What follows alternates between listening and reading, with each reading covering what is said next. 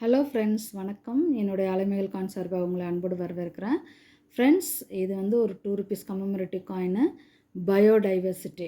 ஆக்சுவலாக இந்த காயினில் உள்ள சிறப்பு அம்சங்களை தான் இன்றைக்கி பார்க்க போகிறோம். என்னென்னா, வீடியோ கொஞ்சம் லாங்காக போகும். இது வந்து ஒரு ஜென்ரல் நாலேஜுக்காக தான் நான் இந்த வீடியோ போடுறேன். ஸோ உங்களுக்கு ஜென்ரல் நாலேஜ் தேவைப்பட்டுச்சுன்னா இந்த வீடியோ ஸ்கிப் பண்ணாமல் பாருங்கள். பயோடைவர்சிட்டி, முதல்ல பயோடைவர்சிட்டினா என்ன அப்படின்னாக்கா, உயிரின பன்மயம். அதாவது பலவிதமான உயிரினங்கள் இருக்கு இல்லையா, அதனுடைய வேறுபாடுகளைத்தான் நம்ம வந்து பயோடைவர்சிட்டி அப்படின்னு சொல்கிறோம். எக்ஸாம்பிள் சொல்லணும் அப்படின்னாக்கா, திமிங்கலம் இருக்கு இல்லையா, திமிங்கலன்றது எவ்வளோ பெரிய உயிரினம். அதே மாதிரி நிலத்தில் வாழக்கூடிய, அது வந்து தண்ணியில் வாழும், நிலத்தில் வாழக்கூடிய சின்ன உயிரினம் இருக்கு இல்லையா, எறும்பு. அதாவது இது எப்படி வகைப்படுத்துவாங்க அப்படின்னாக்கா, நீரில் வாழ்கிறதா, நிலத்தில் வாழ்கிறதா, இல்லை ரெண்டுலேயுமே வாழ்கிறதா, இல்லை பாலைவனத்தில் வாழ்கிறதா, இந்த மாதிரி வகைப்படுத்துவாங்க. அதுக்கப்புறம் வந்து ஒரு நிமிஷம் எப்படி வகைப்படுத்துவாங்கன்னா, பாலைவனத்தில் வாழ்கிறதா சொன்னேன்ல, பாலைவனத்தில் வாழ்கிறதா, நிலத்தில் வாழ்கிறதா, நீரில் வாழ்கிறதா, இல்லை ரெண்டுலேயுமே வாழ்கிறதா. அதுக்கப்புறம் வந்து நிறைய வருஷங்கள் உயிரோடு வாழக்கூடிய உயிரினங்கள். இப்போ எக்ஸாம்பிள்லாம் சொன்னோம்னா, ஆமைலாம் வந்து 150 வருஷம் வாழும். அதனுடைய இது வந்து வாழ்வு வந்து 150 இயர்ஸ்.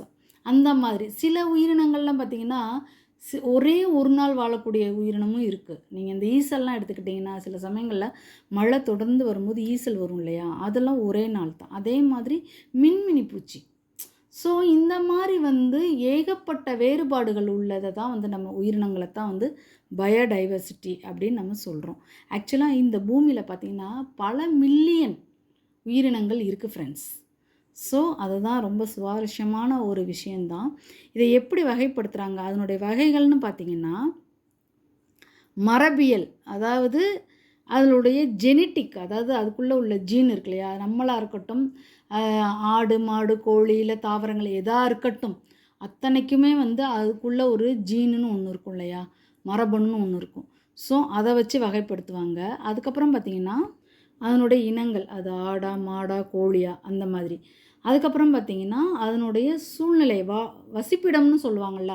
சில இதெல்லாம் பார்த்திங்கன்னா இந்த மாதிரி கூண்டுக்குள்ளே வாழும், சில இதை வந்து ஃப்ரீயாக ஒரு அடர்ந்த காட்டுக்குள்ளே வாழும். அந்த மாதிரி அதனுடைய உறைவிடத்தை வச்சு இது பண்ணுவாங்க. அதுக்கப்புறம் பார்த்திங்கன்னா உயிரியற் பன்வகைமை, அதாவது அதுகளுக்குள்ளேயே சப்டிவிஷன்ஸ் இருக்கும். ஒரு ஆடாக இருக்கட்டும், எக்ஸாம்பிள் இதெல்லாம் எக்ஸாம்பிள்ஸ் தான்.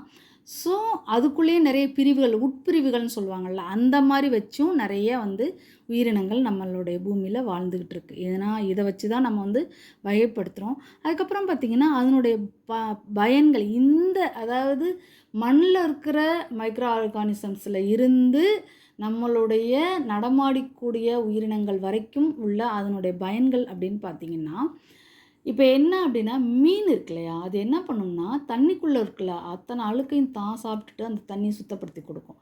அது மிகப்பெரிய ஒரு விஷயம். அதுக்கப்புறம் பார்த்திங்கன்னா மண்புழு இருக்கு இல்லையா, அது வந்து என்ன பண்ணுன்னா மண்ணில் உள்ள சத்துக்களை வந்து மறுசுழற்சி, அதாவது நம்ம நிறைய வந்து நெல் வகையாக போட்டுக்கிட்டு இருக்கோம்னு வச்சுக்கோங்களேன்.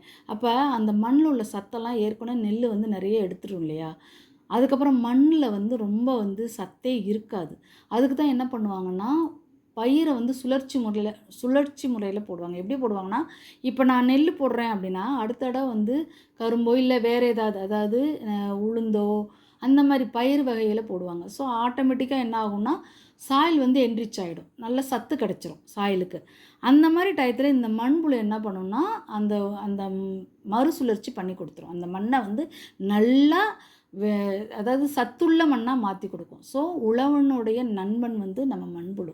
ஸோ இந்த மாதிரி வேலைகள்லாம் நிறைய பார்க்கும். ஸோ எவ்வளோ பெரிய விஷயம் இதெல்லாம், வந்து இயற்கை சார்ந்த விஷயங்கள் ஃப்ரெண்ட்ஸ். நம்ம வந்து செயற்கையாக வந்து உருவாக்க முடியாது இதெல்லாம். ஸோ இந்த மாதிரி விஷயங்கள்லாம் வந்து நம்ம நிறைய வந்து யோசிக்கப்பட வேண்டிய விஷயங்கள். இவ்வளோ விஷயங்கள் இருக்கா இந்த பயோடைவர்சிட்டியில் அப்படின்னு யோசிக்கணும். அதுக்கப்புறம் பார்த்திங்கன்னா நம்ம வந்து ஒரு நிமிஷம்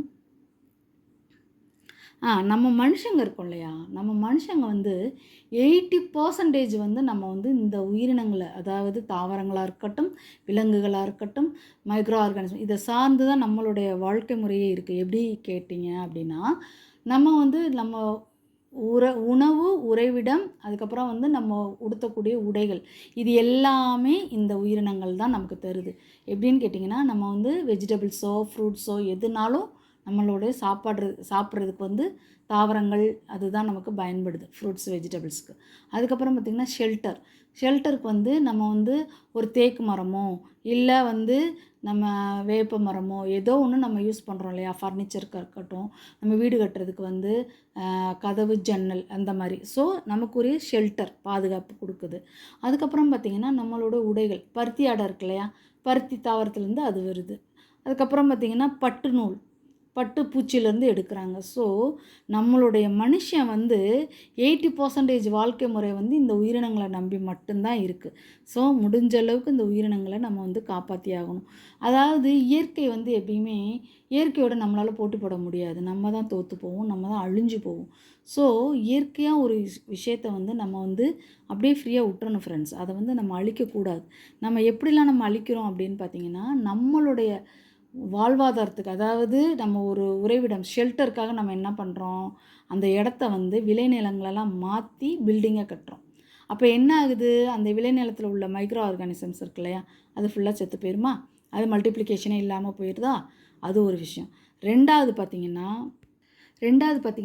நம்ம போக்குவரத்து வசதிக்காக நம்ம என்ன பண்ணுறோம், ஒரு இடத்துல வாழ்ந்துக்கிட்டு இருக்க ஒரு சிற்றினத்தை வந்து நம்மளே வந்து ஆட்டோமேட்டிக்காக இடம்பெயர்ற அளவுக்கு நம்ம பண்ணி விட்டுறோம். அது என்ன ஆகுது, ஆட்டோமேட்டிக்காக இன்னொரு இடத்துக்கு போய் அங்கே உள்ள சிற்றினத்தை அழித்து இது வளர்ந்துருது. அப்போ இயற்கையாக ஒரு இதை வந்து நாமளே அழிக்கிறோம். ஸோ இந்த மாதிரி விஷயங்களை நம்ம பண்ணுறோம். அதுக்கப்புறம் மரபணு மாறுபாடு. ஒரு விஷயம் என்ன அப்படின்னாக்கா, மரபணு மாறுபாடுன்றது வந்து ரொம்ப ரொம்ப பெரிய விஷயம். அது வந்து கரெக்டாக செய்யலைன்னா அந்த இனத்தையே அது அழிச்சிரும்.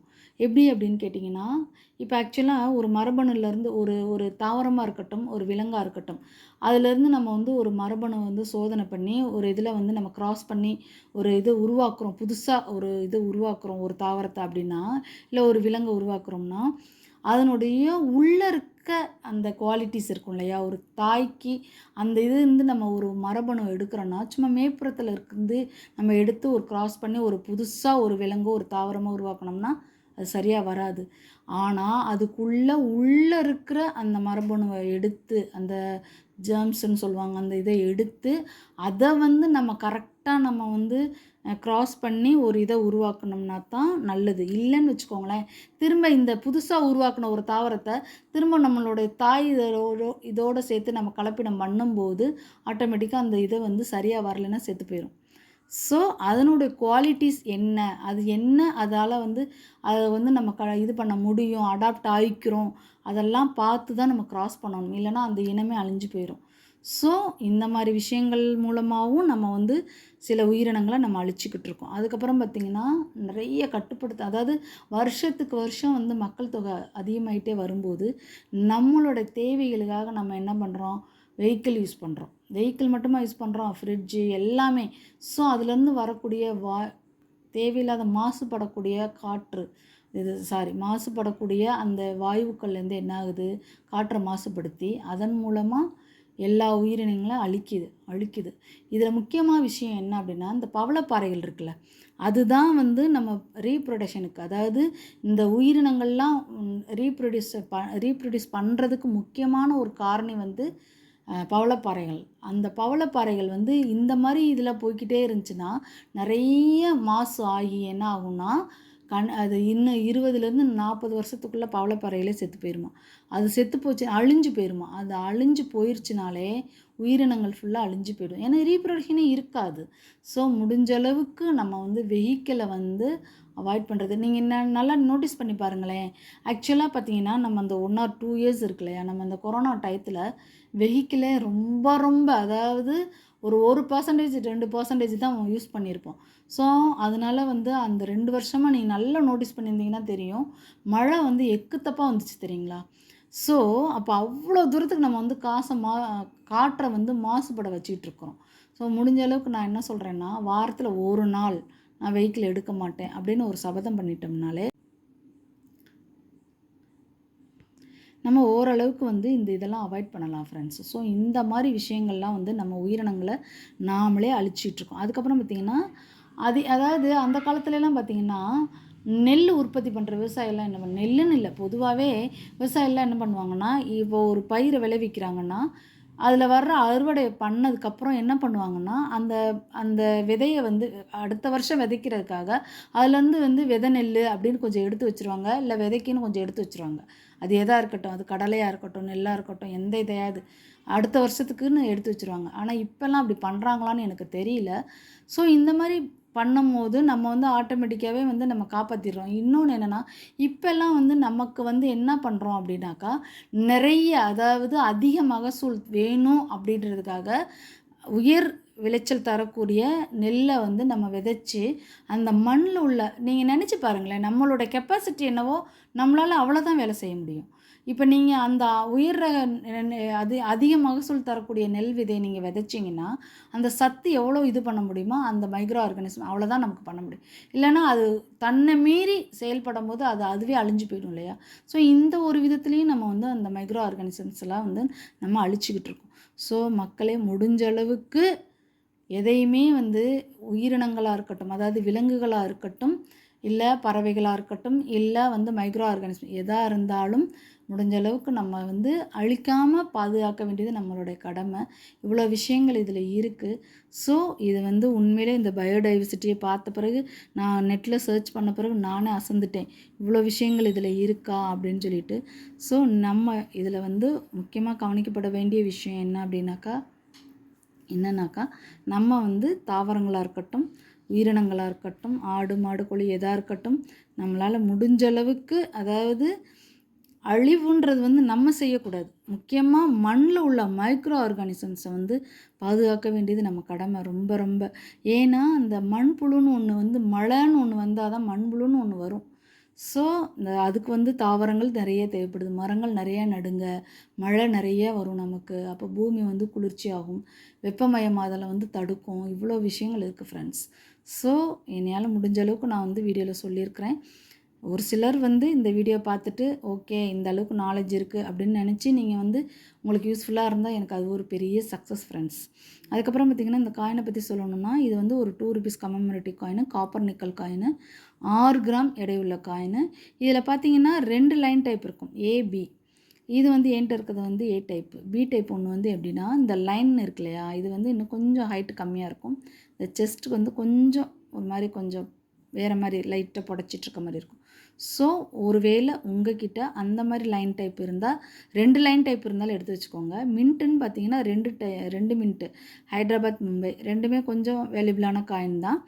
ஒருவேளை உங்ககிட்ட 2 லைன் டைப்பும் ஒரே மின்ட்டில் இருந்துச்சுன்னா நீங்கள் எடுத்து வச்சுக்கோங்க. கண்டிப்பாக இதெல்லாம் ஃப்யூச்சரில் வேல்யூ போகக்கூடிய காயின்ஸ்.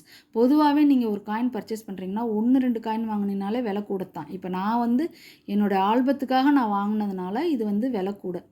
இதே இது நீங்கள் ஒரு 100 காயினே இல்லை ஒரு 50 காயின் சேவ் பண்ணி வைக்கிறீங்க அப்படின்னாக்கா அந்த விலை கொஞ்சம் கம்மியாக இருக்கும். ஸோ இதுதான் இந்த வீடியோவில் போட நினச்சேன். தேங்க்யூ ஃப்ரெண்ட்ஸ், தொடர்ந்து சப்போர்ட் பண்ணுங்கள். தேங்க்யூ.